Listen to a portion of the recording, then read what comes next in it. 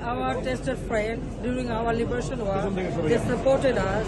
Not only that, after 75, when we mother, brothers, everybody, only we two survived. So they get the shelter.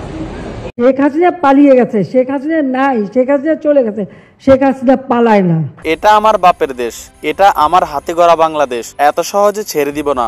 মধ্যরাতে এক video বার্তায় একই বললেন বাংলাদেশের সাবেক প্রধানমন্ত্রী শেখ হাসিনা। বিস্তারিত জানতে না টেনে সম্পূর্ণ ভিডিওটি দেখুন। দর্শক, সম্প্রতি গেল 5 আগস্ট বেলা 2:30টায় বঙ্গভবন থেকে একটি সামরিক হেলিকপ্টারে করে শেখ হাসিনা ঢাকা থেকে পালিয়ে যান। শেখ হাসিনা যাওয়ার আগে একটি ভাষণ রেকর্ড করে যেতে চেয়েছিলেন, কিন্তু তিনি সেটা করার সুযোগ পাননি। মানে আমাদের গর্বিত ছাত্ররা সেটা করার সুযোগ দেননি, আর সেই ভাষণ অবশেষে দিয়ে দিলেন তিনি। দর্শক, ভারতের নয়াদিল্লিতে বর্তমানে অবস্থান করছেন বাংলাদেশের সাবেক প্রধানমন্ত্রী শেখ হাসিনা। ভারতের প্রধানমন্ত্রী নরেন্দ্র মোদীর আশেপাশেই ঠাঁই পেয়েছেন তিনি।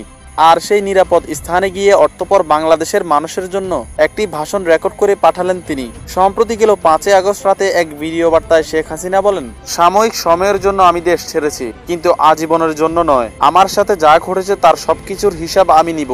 এটা আমার বাপের দেশ, এটা আমার হাতে গড়া বাংলাদেশ, এত সহজে ছেড়ে দেওয়ার পাত্র আমি নই। মনে রেখো, দিনটি তোমাদের ছিল কিন্তু বছরটা আমার হবে। দর্শক, শেখ হাসিনা সুস্পষ্ট করে কিছু না বললেও তার এই বার্তায় এতটুকু বোঝা গেল তিনি বাংলার মানুষের দেওয়া কষ্টের প্রতিশোধ একদিন না একদিন নিবেন। তো প্রিয় দর্শক, জালিম সরকার শেখ হাসিনা কি সেই সুযোগটা পাবে? পাশাপাশি শেখ হাসিনাকে যদি এখন বাংলাদেশে আনা হয় তখন কি করবেন আপনি? সত্যিটাই কিন্তু আমাদের কমেন্ট বক্সে জানাবেন।